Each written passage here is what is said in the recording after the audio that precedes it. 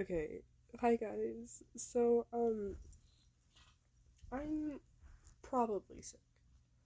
I really, really hope I'm not because I really, really hate being sick. Like, it's genuinely the bane of my existence.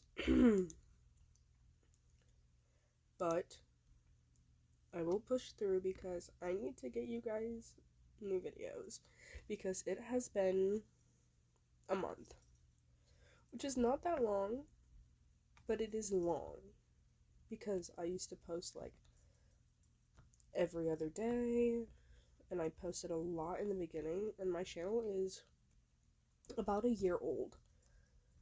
And you guys seem to really like the Roderick Heffley ones, so let me know if you want more of those, because I know one person requested them. So I thought I would like check in and see like who wants what. This one is new that I came up with a while ago.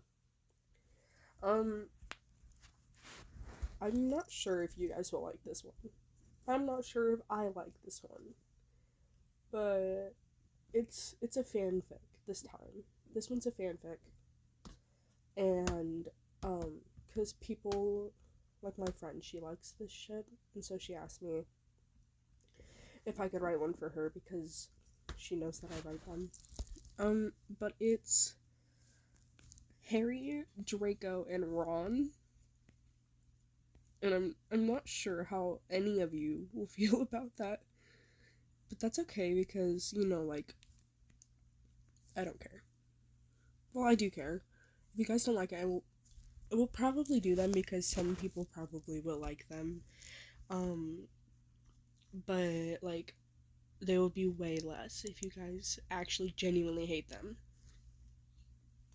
And so yeah, and I'm sorry if I like cough or like have to clear my throat a whole bunch or if I sound like hella nasally because I feel like I'm dead.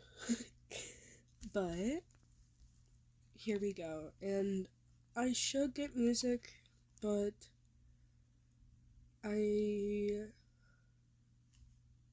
don't know what music will go in the background for this. So this is Ashen Silence, a Harry, Ron, Draco fanfic. The war had ended, but the quiet was worse than the noise. Hogwarts was in the middle of reconstruction. Half the castle still bore scorch marks. Corridors lined with scaffolding and the faint metallic tang of spilled magic that clung stubbornly to the air. Harry shouldn't. Harry should have been relieved, maybe even happy, but lately his eyes kept finding Draco. Not in the obvious way, either. Malfoy didn't haunt the Great Hall anymore, or hold court in the common areas. Instead, he kept himself in the peripheries, and Harry noticed. It started with the courtyard. Harry had been walking back from a late-night conversation with Neville when he caught a flicker of movement by the crumbling statue of Circe. Malfoy stood there, back hunched slightly, one hand cupped to shield the glow of a cigarette. His pale fingers looked even thinner wrapped around it, knuckles sharp against skin. He took a long drag, exhaled, and watched the smoke curl into the night air like he was trying to trace shapes with it. In it. Harry had walked past without saying anything. But the next night, Malfoy was there again. And the night after that. Always the same statue, always alone, always a cigarette burning low between his fingers. It didn't take long for Harry to start looking for him in other places. In the mornings, Malfoy skipped breakfast entirely. The first time Harry noticed, he told himself it wasn't important. Maybe Malfoy had already eaten, but by the third week of seeing him push past the long tables with a book clutched tightly under his arm, Harry knew it wasn't a coincidence. I'm sorry. Oh my god, I'm dying. The strangest thing was that Malfoy wasn't hiding exactly. He wasn't making a show of anything either. He simply existed on the edges, silent and brittle, like a porcelain figure set too close to the edge of a shelf. Harry started cataloging in his head the cigarettes in the courtyard, the empty plate at meal times, the way his sleeves were always too long, even indoors, the pale, molted skin on his wrist when his cuff slipped back, skin that didn't look like scars from spells. It was during a late library visit that Harry's suspicions solidified into something heavier. He had gone there for quiet, but in the far corner near the restricted section, he caught sight of Malfoy again. Not reading, just staring at the pages like the words had blurred. When Malfoy moved, Harry saw the quick, almost imperceptible wince as he pulled his sleeve down over his wrist. Harry's chest tightened. After that, he couldn't help himself. He learned where Malfoy went after classes, the long, unused corridor near the North Tower, where the windows were cracked and the air smelled faintly of mildew. Sometimes he sat on the floor, with his back to the wall, knees drawn up, cigarette smoke curled towards the beams. Sometimes he simply stared out in the broken pans at the lake, eyes glassy, lips pressed into a thin line like he was holding something back. Harry didn't say anything. Not yet.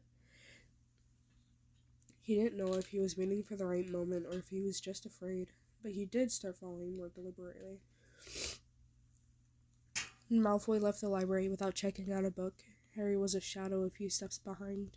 When Malfoy disappeared after dinner, or what should have been dinner, Harry found him in the astronomy tower, perched dangerously close to the edge, cigarette glowing faintly in the dark. Harry memorized the shape of his shoulders in these moments. The slope of someone carrying too much, but refusing to set it down. The war had left its marks on everyone, but on Malfoy they were etched in ways Harry wasn't sure anyone else was seeing, and if they weren't doing anything about it. So Harry decided he would. Not by barging in or demanding answers, he knew that Malfoy wouldn't respond to that, but by being there. Close enough to notice, close enough to catch him if he slipped. As the weeks wore on, Harry realized something unsettling.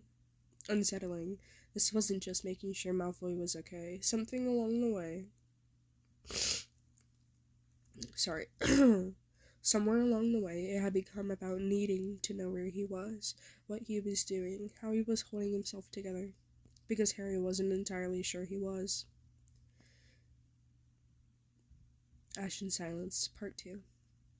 The first real crack appeared on a Wednesday.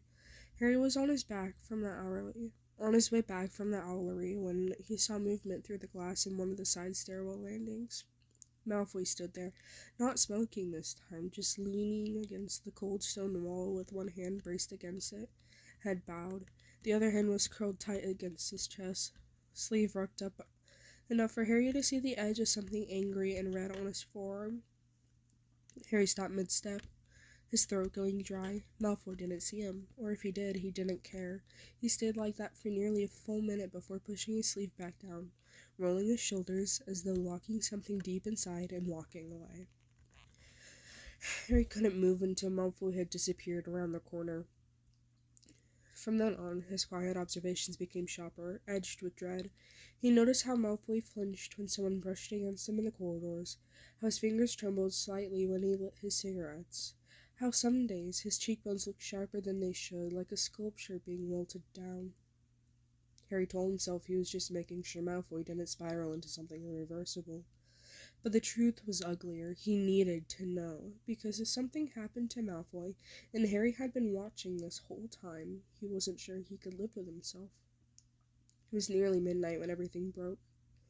Harry had gone down to the courtyard to breathe in the cold air and get away from the lingering noise of the common room. That's when he saw him. Malfoy sat on the wall near the Cersei statue, shoulders hunched forward, cigarette dangling loosely between two fingers. There was no steady rhythm to his breaths. They came in shaky, uneven pulls, like each one was an effort. Harry was about to turn back, give him his usual space, when Malfoy's cigarette slipped from his hand and fell to the ground. He didn't pick it up. He just buried his face in his hands. Harry froze. In the faint torchlight, he could see Malfoy's shoulders trembling. Not the careful, calculated shiver of someone trying not to look cold.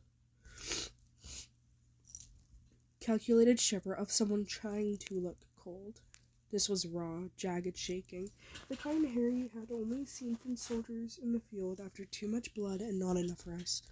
Without thinking, Harry crossed the courtyard. Malfoy didn't lift his head until Harry was right in front of him. His eyes were red-rimmed, and there was this faint sheen of moisture clinging to his lashes. "What do you want, Potter?" His voice was hoarse, brittle. Harry should have said something light, something deflective, but all that came out was, "I've been watching you." That made Malfoy go still, a flicker of wariness tightening his features. "What?" Sorry, muting my phone. "I've seen you," Harry said quietly, lowering himself to sit on the wall beside him, the cigarettes, skipping meals, the sleeves. Malfoy's mouth pressed into a hard line, but his eyes darted away. "You don't know what you're talking about." "I think I do." Silence stretched between them. Harry could feel the weight of it pressing into his ribs. Malfoy let out a sharp, humorless laugh. "So what, then? You planning to save me, Potter? Add it to your list of war hero achievements?" Harry didn't answer right away. He just looked at him, really looked, and realized how tired he was. Not just physically, but in his bones, in a way that made it hard to imagine him ever standing fully upright again. "No," Harry said finally. "I just don't want to see you disappear." Something in Malfoy's expression cracked, so slight most people would have missed it. But Harry had been watching him long enough to notice the faint tremor in his jaw, the way his eyes shone just a fraction brighter. "You're too late for that," Malfoy murmured. Harry shook his head. "No, I'm not." For a long moment they sat there in the cold, the silence stretching, but no longer empty. Harry didn't reach for him, didn't push further. He just stayed, a steady presence beside someone who looked like they'd forgotten what that felt like. When Malfoy finally stood, Harry stood with him, and when Malfoy muttered something about needing air, Harry followed, a half step behind him. He would keep following until Malfoy stopped trying to vanish. Ashen Silence, Part 3. Sorry. Ron was the first to notice something had shifted with Harry. It wasn't that Harry was acting secretive, not exactly, but there was a restless edge to him lately, a tension in his shoulders that hadn't been there since the trials ended. He was disappearing at odd hours, missing meals, always coming back looking like he'd just come from somewhere he shouldn't. At first, Ron assumed it had something to do with Ginny. Maybe they'd had a fight. Maybe Harry was still haunted by the war and couldn't shake the ghost. That part Ron understood. But then he saw where Harry's eyes went in the Great Hall. It was never toward Ginny, never toward anyone in Gryffindor. It was toward the far edge of the Slytherin table, toward Malfoy, who sat with his head bent over nothing in particular, barely touching the food in front of him. Some days he didn't even bother with the charade. He'd show up, pour himself a glass of water, and leave. Ron didn't get it at first. Why would Harry waste his time watching Malfoy, who was beyond him until the day Ron caught sight of him in the courtyard? It was cold, the kind of cold that got into your bones, and Ron had been on his way back from the greenhouses when the smell of cigarette smoke hit him. He followed it around the corner, and there was Malfoy, perched on the low wall like a shadow, his fingers trembling as he cupped a flame to the tip. Ron had seen people smoke before, but not like that. Not like every inhale was the only thing tethering them to the present. Malfoy's eyes were hollow, his skin stretched too thin over sharp bones, and his hands. Ron couldn't miss the faint red lines just visible at the edge of his sleeve before he tugged it back down. For a second, Ron just stood there, something unfamiliar twisting in his chest. Sorry. It wasn't pity, exactly. More like a heavy sort of understanding. He knew what it looked like when someone was breaking. He'd seen it in Harry during the Horcrux hunt, in George after Fred died, and himself when he thought about the what-ifs. And he knew deep down that whatever else Malfoy had done, this wasn't about guilt from the war in the way people thought. This was about the kind of damage you couldn't point a wand at and fix. That night, he found Harry by the fire in the Gryffindor common room, pretending to read. "You've been following him," Ron said quietly. Harry didn't look up. "I've been making sure he's not dead," Ron finished. Harry's fingers tightened on the book. He didn't answer, and that told Ron everything. "He's dying inside, mate," Ron said after a moment, "and it's not because of you, or me, or even the war. Not really. The war just sped it up. Whatever's chewing him apart was there before." Harry's jaw tightened. "I just don't want him to think he's alone." Ron let out a slow breath, sinking into the chair across from him. "Then don't watch him from the shadows. You've got to let him know. Because if you don't," he trailed off, shaking his head, "one day you'll go looking for him, and he won't be anywhere to find." The next night, Harry didn't just watch. He found Malfoy by the astronomy tower, at the wind tearing at his robes, cigarette smoke whisked. He found Malfoy by the astronomy tower, the wind tearing at his robes, cigarette smoke whisked away as almost as soon as it left his lips. "Could you not stalk me for one night, Potter?" Malfoy muttered without turning. Harry stepped closer anyway. "If I stop, who else is going to notice you're not okay?" Malfoy stiffened, but didn't face him. "I'm fine." "You're not," Harry said, "and I think you've forgotten that you don't have to be." That was when Malfoy did turn, and for the first time, Harry saw the raw, unfiltered truth in his face. Not the sneer, not the mask, but the exhaustion and grief and quiet ache that had been eating at him since the day the dark mark faded. "Why do you care?" Malfoy asked, almost whispering. Harry opened his mouth, but it was Ron's voice he heard in his head. "One day, you'll go looking for him, and he won't be anywhere to find."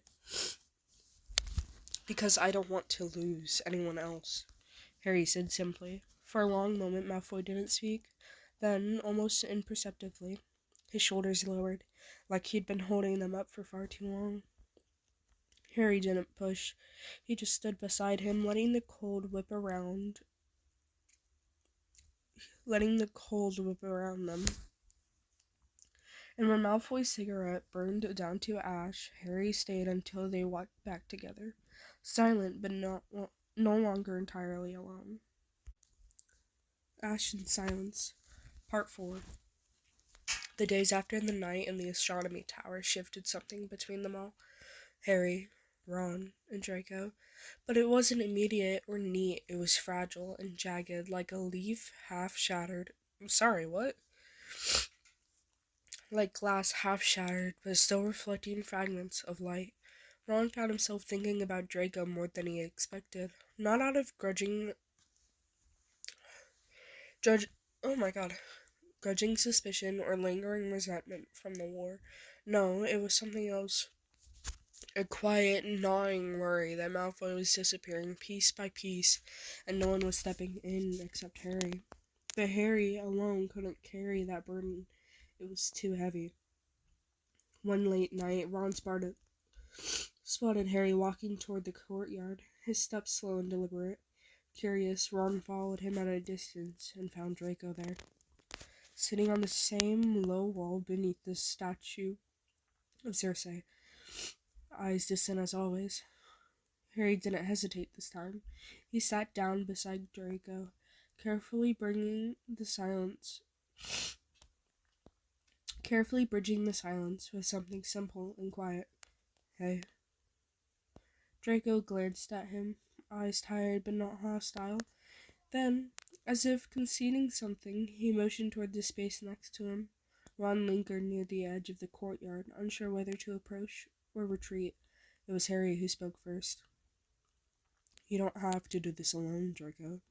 Draco's jaw twitched. "Why do you care so much?" Harry shrugged. voice soft but certain. Because I've seen what happens when people break without someone there to catch them. And then Ron stepped forward, voice unexpectedly gentle. You're not the only one who's struggled. We all are. But pretending to be fine doesn't fix it. The words seemed to hang in the air between them. Draco looked from Harry to Ron, his usual armor of sarcasm and scorn sleeping just a little.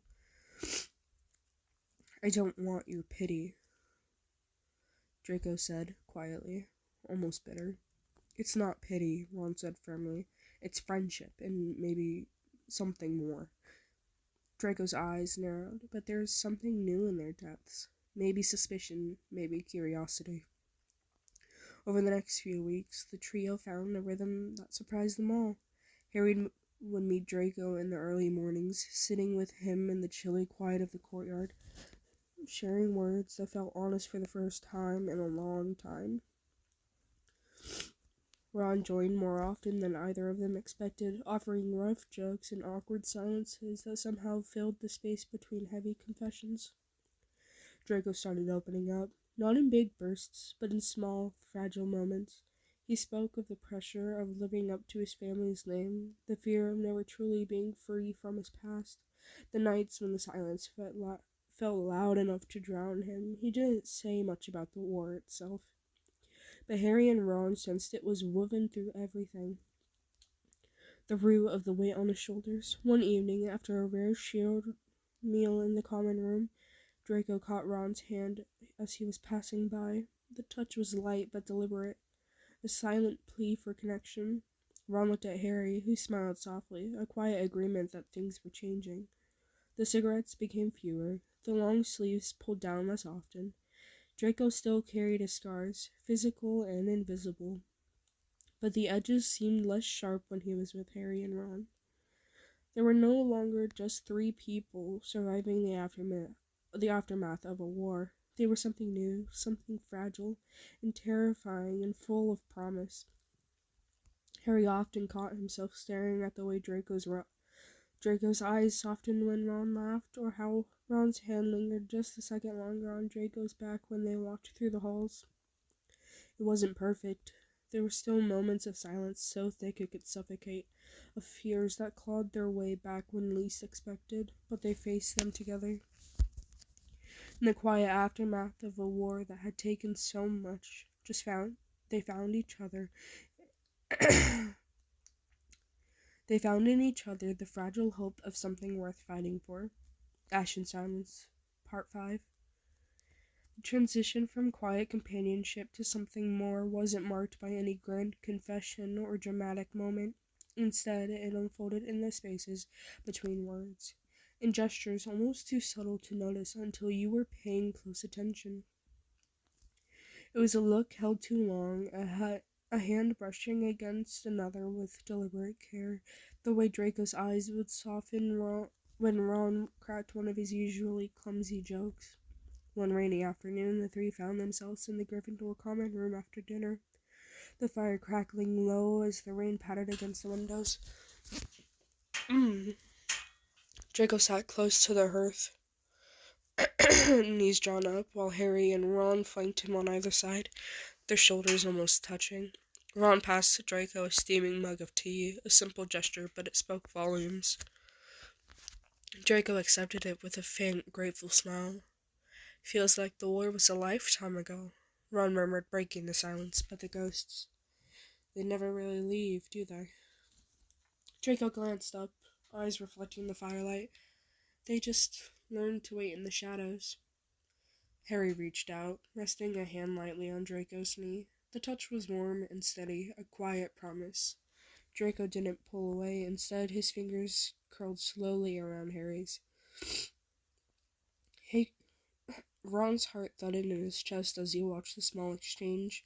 He shifted closer, his hand finding Draco's wrist, gentle and grounding. For the first time in a long time, Draco didn't look away. I don't know how to be anything but this, Draco whispered, voice fragile. Broken, scarred, pretending. You don't have to pretend anymore, Harry said softly. We see you. All of you. And we're here, Ron added, no matter what. A tentative smile broke across Draco's face.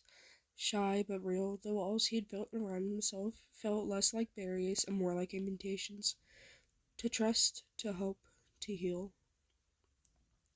Days turned into weeks, and with each passing moment the trio wove themselves tighter together, a tapestry of support, laughter, and stolen moments of tenderness. They explored the delicate balance of their feelings, sometimes clumsy, sometimes electric, learning that love and friendship could be messy, complicated, but also fiercely beautiful. One evening, under a sky spilled with stars, Harry, Ron, and Draco sat on the astronomy tower roof, wrapped in blankets and silence that spoke louder than words. Draco leaned his head against Harry's shoulder, while Ron's hand found theirs, fingers intertwining in quiet unity. Maybe this is what we're fighting for, Harry whispered. Maybe it's what we've been searching for all along, Ron said. Draco smiled, a genuine, hopeful smile that reached his eyes. Maybe it's just the beginning. And for the first time since the war, none of them felt alone. And that's it. Yeah. I'm so sorry about, like, all my sniffling and, like, clearing my throat and stuttering. I always do it. And, like, I love you guys. I really appreciate you guys being, like, so patient with me, because I would not be patient with me. Like, I think I would die if I took so long. But, thank you so much. And I love all of you.